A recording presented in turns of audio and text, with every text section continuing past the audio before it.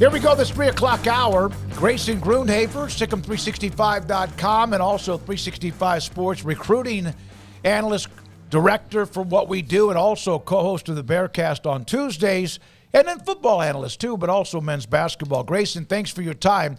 Of the players who have entered the portal, were those just, and I hate to say it, like that's natural and good attrition? Anybody that's left that you feel like will be a problem? Or be a tough to replace, so to speak? Yeah, I think that any time that a player leaves a program who you had high hopes for, high expectations for, I think anytime that happens, you're obviously going to have this kind of mindset of, what if, or what could be, or what the future may hold for that specific player. And, I'm not going to lie, guys like Jordan Neighbors and Armani Winfield, they were guys that I felt like we're going to be really good players at Baylor, and I think that many people felt that way as well, based on their recruiting rankings. And, things just didn't work out for one reason or another. But I would say this, losing guys who are third string on the depth chart for a team that just went 3-9 last year, and you get to open up those spots for an opportunity to find a guy who's going to come in and potentially play either start or be in the two deep. That's just more important for Baylor at this point. And that's something that I know this staff has, I'm not going to say they've struggled with it, but I think they've had to change their approach this year. And a lot of that is because they have to win this year. And they got to find ways to add more talent. They got to find ways to win on the margins. And they got to find ways to add the necessary depth to get through an entire season in the Big 12. So, yeah, I think that all of the losses, while unfortunate, are losses that they needed, and I actually think they need even more attrition than that. Grayson, the time window, though, is kind of a crunch, though, right? But they've reached out to a lot of guys. They've had a lot of visits. How quickly do you expect them to fill the spots, and with guys who are plug-and-play contributors? I would pause at saying starters just because that might be with such a short amount of time, realistic for all of them, but plug-and-play regular contributors. Yeah, definitely. So they're actually going to have their first visitors this weekend, and I think it starts tomorrow for all of the transfer portal targets. They only have 3 of them coming on campus this weekend, so it's basically 3 priority guys. And I think when you kind of go through the list of guys that they got coming, whether it's Texas Southern defensive lineman Linus Knoll, a guy who would be plug and play for Baylor at nose tackle. He's about 320 pounds, and after Baylor's loss of Trey Emery and Jarrell Boykins due to medical retirement, they really need someone like him to come in, solidify the nose tackle position, also give them just a bigger body that can really hold up against the run. This is the kind of guy who, you just look at his PFF grade, for instance, he graded out 87.5, which was 14th in the nation against the run. So really, really good against the run. And yes, it's Texas Southern, but you still need guys like that. And I think it's pretty clear what his skill set is and the role he would play for Baylor if he were to join. The competition there is Arkansas, which is where he's at today. And then he'll potentially be at Maryland next week if he doesn't make a commitment decision after his Baylor visit. Another guy who's visiting is Western Kentucky Jacquez Evans.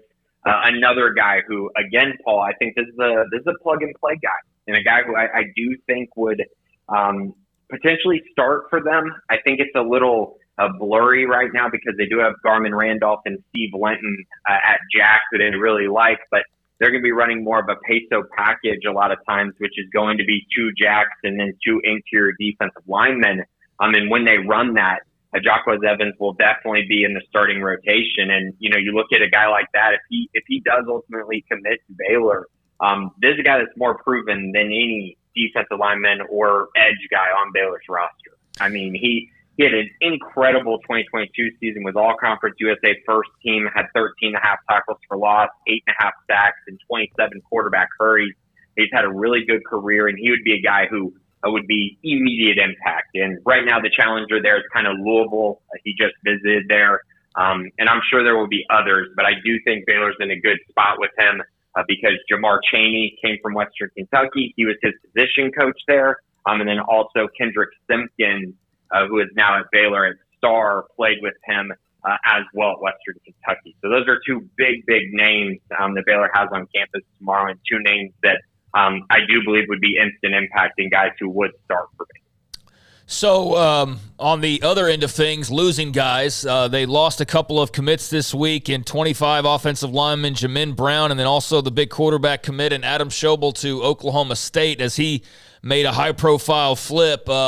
Just what's the feel? I mean, it's obviously a weird time for Baylor because there's just not a lot to build on. I mean, it's hard to get momentum going when you don't have anything really proven outside of 3 seasons ago to really build off of. So I know they've got to hit the portal heavy, but on the high school recruiting side, how do you feel about things, and what do those 2 decommits mean, if anything, to you?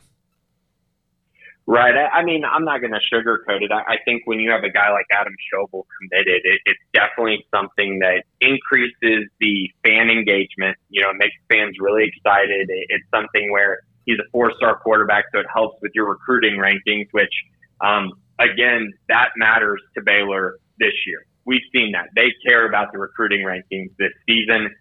So obviously losing him, the recruiting rankings took a hit. They went from being inside the top 15 to now they're just outside the top 30. So obviously a big shift there. So losing a guy like Schobel, it's a big thing, and you're losing him to a Big 12 competitor. And, you know, he's very talented. I've always thought that he is definitely a 4-star type guy, will be an Elite 11 type quarterback.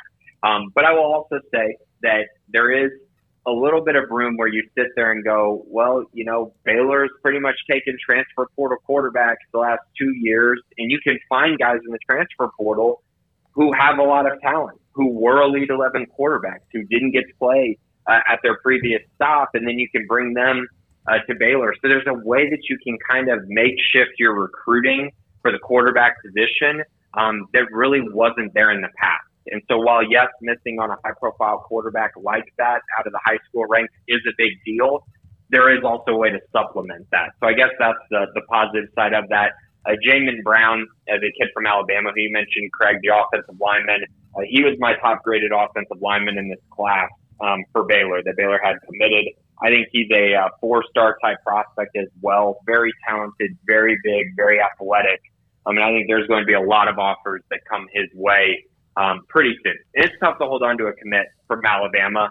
Just being realistic, especially when you've had 2 coaching changes at the offensive line position. So that made things a little bit tougher. But outside of that, again, the official visits are this weekend. They have 3 4-star prospects on the defensive side of the football, and then they have a 3-star offensive lineman on campus as well. So they're still doing some things to make up for it. But it was a very interesting week. Let's just a lot of talking points, I think, among Baylor fans about the loss of Adam Schobel.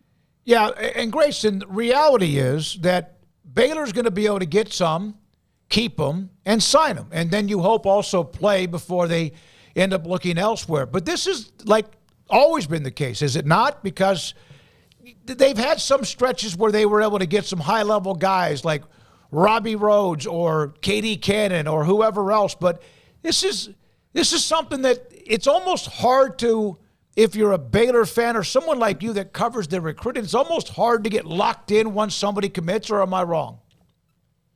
Right. I mean, I think it is sometimes hard to be locked in. I think the Austin Novosad thing definitely made things even tougher when you think about the quarterback position specifically, just because, you know, it was the last day of recruiting flip. And so I know that really jaded a lot of people's perspective on the recruiting side of things, especially for the quarterback position. But I mean, you are right. I mean, this does happen. It's not new. Oklahoma State has always been a competitor in recruiting as well. And you're going to have teams that come in and they're battling too. They're trying to get their best class they can possibly put together as well. And that's what Baylor's trying to do also. But I mean, it is a situation where these things do happen. And now it's just about, where do you go from here? How do you make sure that you're able to fill that void in the class? How do you make sure that you're able to keep the quarterback room really healthy, which it is right now?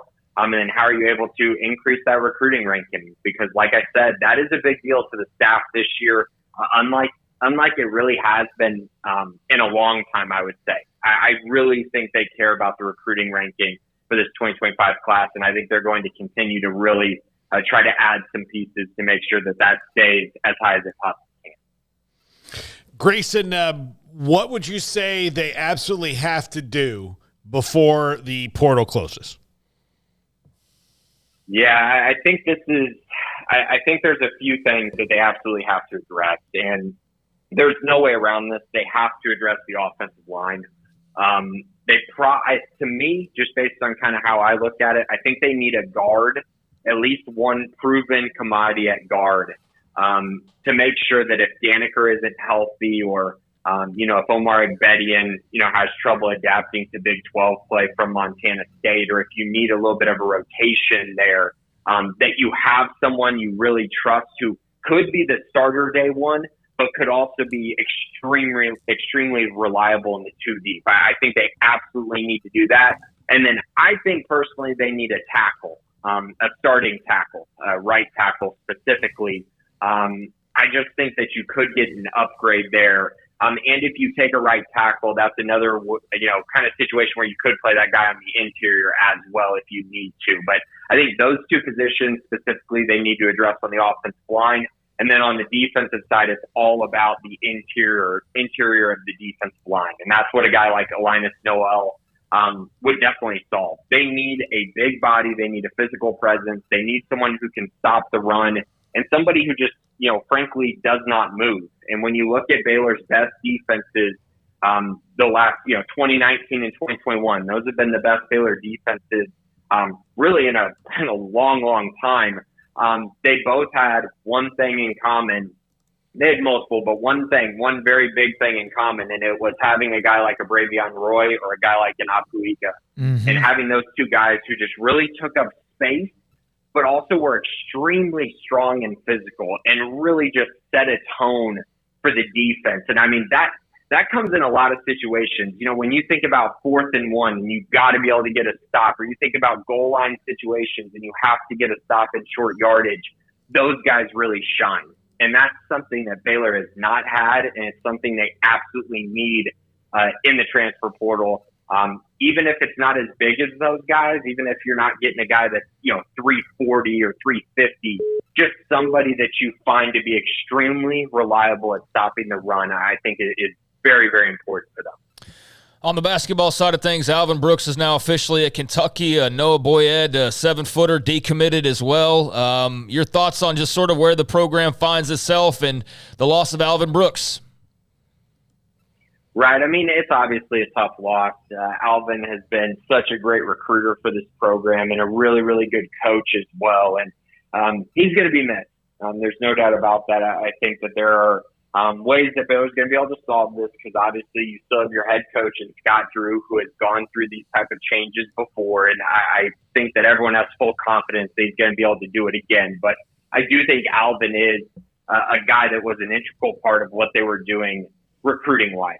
They're going to have to change some things up there. But I think in general, this program is in such a good spot. I think you look at the roster that they've built. They've added Jeremy Roach. They're in on quite a few different transfer portal prospects, including Jonas Adu, the big Tennessee center. And they're probably looking for a wing as well. And they might be able to take another guard with Noah Boyed decommitting. So they're going to have some room here to potentially bring in some guys, bring in some more talent, and really try to load up this roster to see if they can't make a deeper run in the postseason next year. I think most of the early rankings are going to have them as a top 10 team, maybe even a top 5 team once they're done with their transfer portal recruiting. So I think they're in a pretty good spot. I will say, though, one thing to keep in mind if you're a men's basketball fan or a Baylor men's basketball fan, the Big 12 is just going to be loaded again. And, Kansas has loaded up in the transfer portal. Iowa State's done a great job.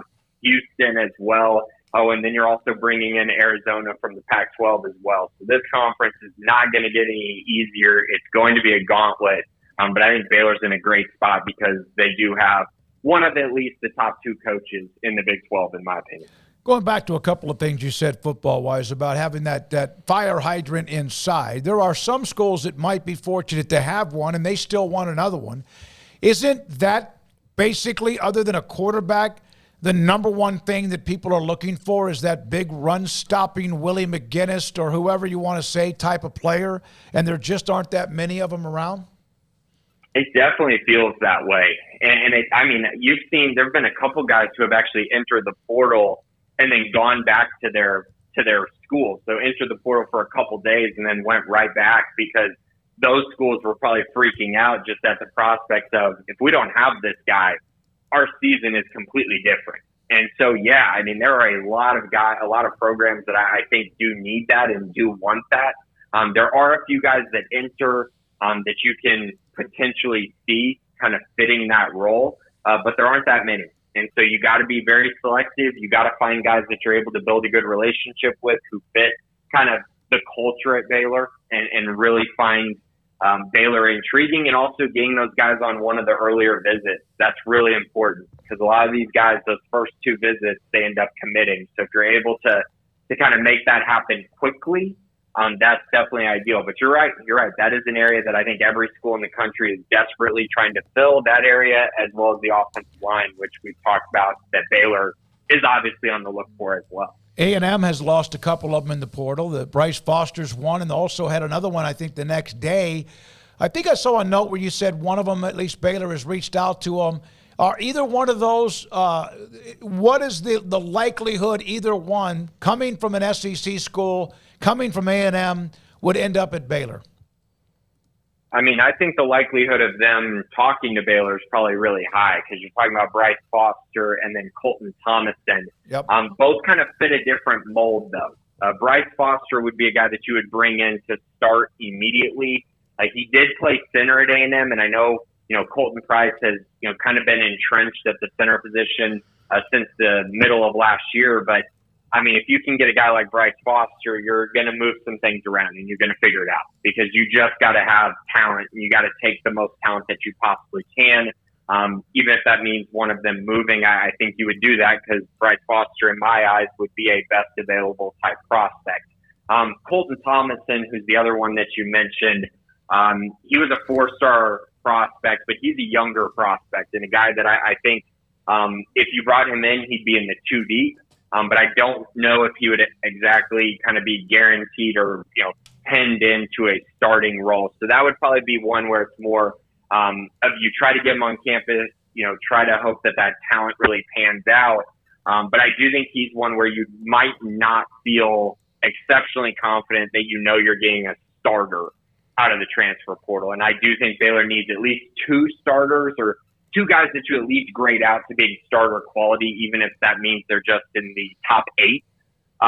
And then hopefully they have room to bring in one more, a younger guy like a Colton Thomasson, because I do think that would fit kind of what they need as well, just trying to upgrade the talent in that group as a whole. Good luck dealing with all that. Grayson kept catching up with it and figuring it out because it does seem to be so fluid, maybe more now ever before, not just because of decommitments, the transfer portal, whatever else. Thank you very much, Grayson Grundhoefer, Sikkim365.com and 365 Sports Recruiting Analyst and Football Analyst, too.